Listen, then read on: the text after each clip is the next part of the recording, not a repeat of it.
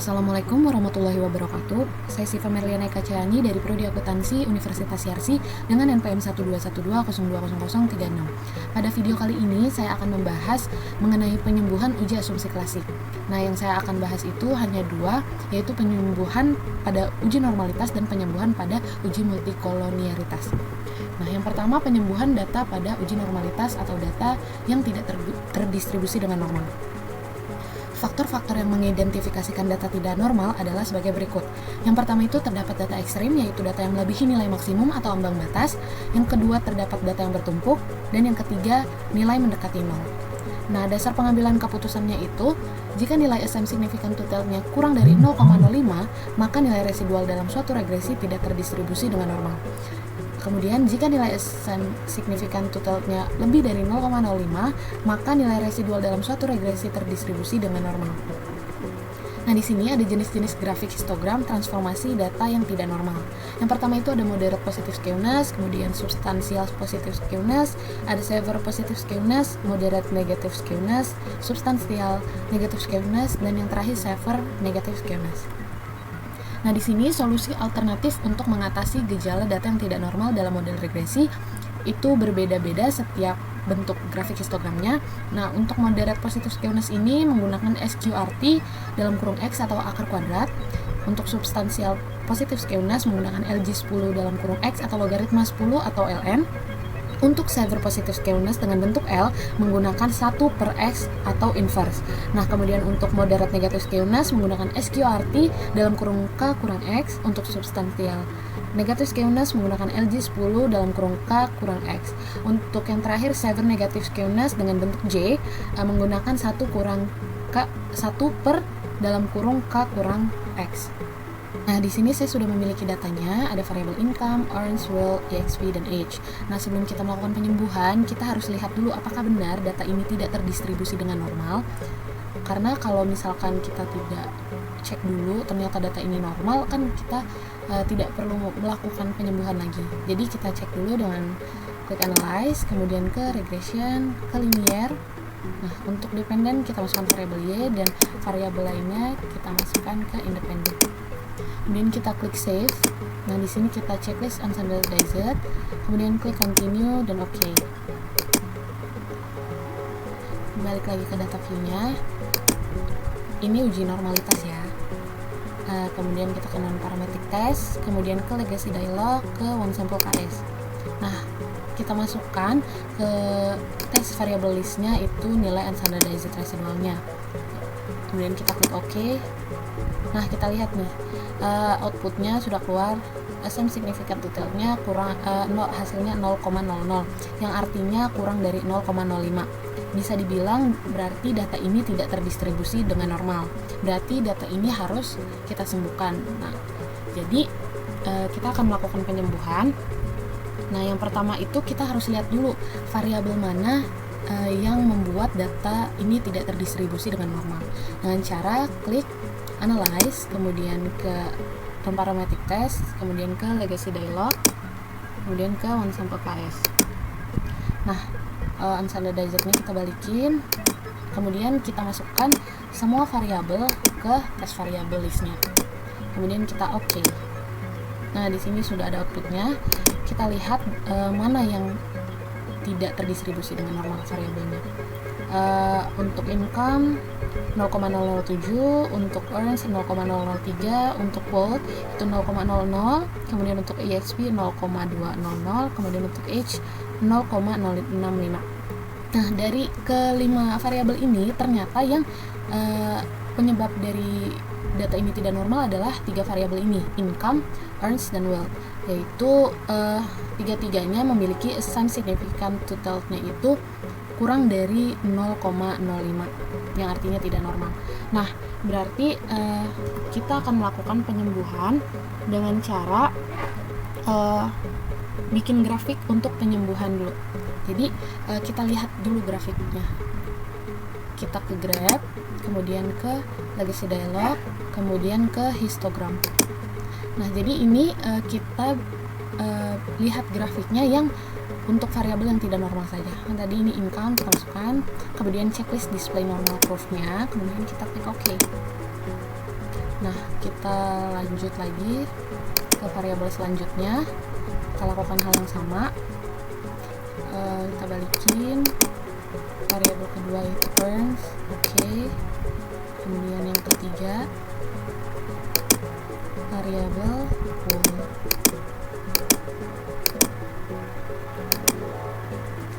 Nah, di sini sudah bisa kita lihat variabel y ini bentuk grafiknya itu lebih ke substansial positif skewness. Ya, kemudian variabel selanjutnya yaitu earns. Nah, ini hampir sama juga nih sama variabel income. Berarti substansial positif skewness. Kemudian yang terakhir itu wealth. Ini dia lebih ke kiri gini grafiknya, berarti moderate positive skewness. Nah, selanjutnya setelah kita mengetahui untuk grafik dari tiga variabel tersebut, kita kan harus transformasi data untuk penyembuhannya. Nah, transformasi data itu sesuai dengan bentuk grafik. Untuk yang substansial itu kita menggunakan ln, dan yang moderat itu kita menggunakan SQRT. Jadi, saya akan menggunakan ketiga variabel yang tidak terdistribusi normal tadi menggunakan ln dan SQRT tiga-tiganya, supaya untuk memastikan apakah benar asumsi saya mengenai bentuk grafik ini. Transformnya itu kita bisa langsung klik transform di sini, kemudian compute variable, kemudian kita pertama ln dulu untuk variabel income. Nah, di sini kita cari all, kita cari ln,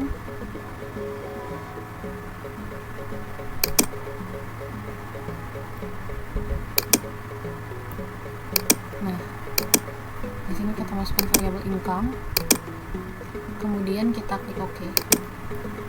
Kita lakukan hal yang sama untuk ketiga variabel tadi ya. Yang kedua itu earns,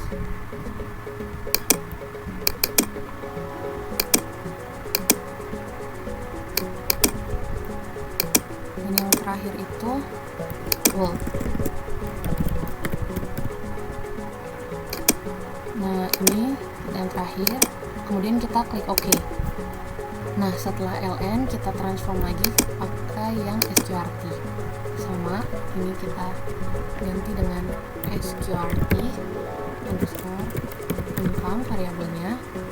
Ini kita lihat terlebih dahulu, kemudian kita cari SQRT-nya. Ini kita naikkan ke atas, kemudian kita income, kemudian kita klik OK, transform lagi variabel kedua,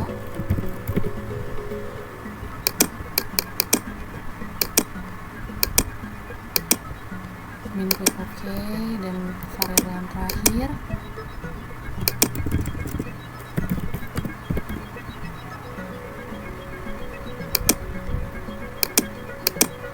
kemudian klik OK. Nah, sini kan udah terexecute semua. Kita lihat di data view-nya. Nah, di sini sudah muncul dari ln income, ln earns, ln wealth, SQRT income, SQRT earns, sama SQRT wealth. Nah, setelah kita lakukan transform data, kita bisa langsung menguji kembali uji normalitas dengan cara klik analyze, kemudian ke non-parametric test, kemudian ke legacy dialog, one sample KS, kemudian di test variable list ini kita balik semua. Nah, kita ganti dengan yang sudah kita transform semuanya. Kita masukkan ke test variable list, kemudian klik OK. Nah, di sini sudah muncul outputnya. Nah, kita lihat untuk ln income 0,200, untuk ln earns 0,080, untuk ln wealth 0,003, untuk SQRT income 0,200, untuk SQRT earns itu 0,140, dan untuk SQRT wealth itu 0,200. Jadi untuk outputnya terdistribusi dengan normal semua kecuali variabel ln wealth, dia itu hasilnya 0,003, di bawah 0,005. Tadi kan asumsi saya mengenai wealth ini adalah moderat, berarti menggunakan SQRT. Nah, berarti yang kita gunakan adalah 0,200 ini. Berarti semuanya sudah terdistribusi dengan normal untuk yang income menggunakan ln, earns juga menggunakan ln, dan yang world itu menggunakan sqrt. Nah, ini untuk penyembuhan uji normalitas pada data. Selanjutnya untuk penyembuhan data pada uji multikolonialitas atau data yang teridentifikasi multikolonialitas. Uji multikolonialitas dilakukan dengan melihat nilai tolerance value dan variance inflation factor atau VIF pada tabel koefisien. Nah, kriteria hasil pengujian adanya multikolonialitas yaitu sebagai berikut. Lihat pada kolom collinearity statistik pada tabel koefisien. Jika tolerance value kurang dari 0,1 atau VIF lebih dari 10, maka data tersebut terjadi multikolonialitas. Sedangkan jika tolerance value lebih dari 0,1 atau VIF kurang dari 10, maka data tersebut tidak terjadi multikolonialitas. Nah, data yang baik itu yang tidak terjadi multikolonialitas. Faktor yang mengidentifikasikan gejala multikolonialitas dalam model regresi yaitu suatu keadaan di mana data menunjukkan korelasi linier yang perfect di antara variabel penjelas yang dimasukkan ke dalam model regresi. Akibatnya nilai yang dihasilkan tidak dapat dipastikan nilainya.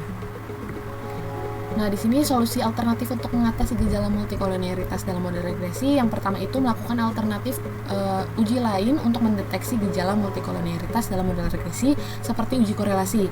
Nah, yang kedua melakukan transformasi data seperti ln, log, lag, dan lain-lain. Yang ketiga mengeluarkan variabel yang berkorelasi tinggi. Yang keempat melakukan outlier terhadap data ekstrim atau jika diperlukan maka boleh menambah sampel baru supaya sebaran data menjadi lebih bervariasi. Nah, di sini saya sudah memasukkan data baru, tetapi untuk variabelnya masih sama seperti uji normalitas tadi. Nah, sebelum kita melakukan penyembuhan, kita harus cek dulu seperti tadi apakah benar data ini perlu disembuhkan atau tidak. Jadi kita uji multikolonialitas dulu dengan cara analyze, kemudian kita klik regression, kemudian ke linear. Nah, dependent kita masukkan variabel income dan variabel lainnya kita masukkan ke independent. Kemudian kita klik statistik, kemudian checklist pada bagian collinearity diagnostic, kemudian klik continue dan klik OK. Nah, di sini kita sudah punya outputnya. Nah, kita lihat pada tabel koefisien di kolom collinearity statistics. Di sini ada tolerance dan VIF-nya. Kita lihat untuk variabel earns itu toleransinya 0,455 dan VIF-nya itu 2,195, yang artinya tidak terjadi multicol karena tolerance value-nya itu lebih dari 0,1 dan VIF-nya itu kurang dari 10. Untuk variabel world 0,505 dan VIF-nya itu 1,981. Ini juga tidak terjadi multicol karena tolerance value-nya lebih dari 0,1 dan VIF-nya itu kurang dari 10. Nah, untuk variabel yang ketiga EXP, toleransinya itu 0,100 dan VIF-nya itu 10,0007. Nah, di sini untuk variabel EXP ini terjadi multicol karena dia VIF-nya itu lebih dari 10. Dia di sini ada 0,007, yang artinya lebih dari 10. Kemudian untuk variabel yang terakhir age, yaitu toleransinya 0,100 dan VIF-nya 9,976. Nah, untuk variabel age-nya itu VIF-nya ini hampir mendekati 10, jadi dia termasuk variabel yang berkorelasi tinggi sama dengan EXP ini. Jadi dua variabel ini mempunyai korelasi yang tinggi walaupun dia toleransinya 0,1. Nah, untuk penyembuhannya itu tadi kan dijelaskan salah satu solusinya itu membuang atau mendrop salah satu variabel yang berkorelasi tinggi. Nah, jadi untuk caranya itu kita bisa klik analyze untuk penyembuhannya, kemudian klik regression, kemudian ke linear. Nah, tadi yang paling tinggi itu korelasinya adalah variabel EXP. VIF-nya itu sampai 10,007. Jadi yang kita buang EXP saja karena itu berkorelasi tinggi. Jadi salah satu saja. Ini kita buang. Nah, kemudian bisa langsung kita klik OK. Kita lihat hasil outputnya di bagian koefisien. Nah, di sini. Ini tabel koefisien bagian collinearity statistik. Nah, jadi VIF-nya semuanya satu hasilnya, satu sekian-sekian, yang artinya lebih dari 0, yang artinya kurang dari 10. Nah, untuk toleransinya juga semua variabelnya itu lebih dari 0,1. Jika toleransi lebih dari 0,1 dan VIF-nya itu kurang dari 10, maka tidak terjadi multikolonialitas. Berarti data ini sudah sembuh. Itu untuk penyembuhan uji multikolonialitas. Sekian dari saya, mohon maaf bila ada kesalahan. Wassalamualaikum warahmatullahi wabarakatuh.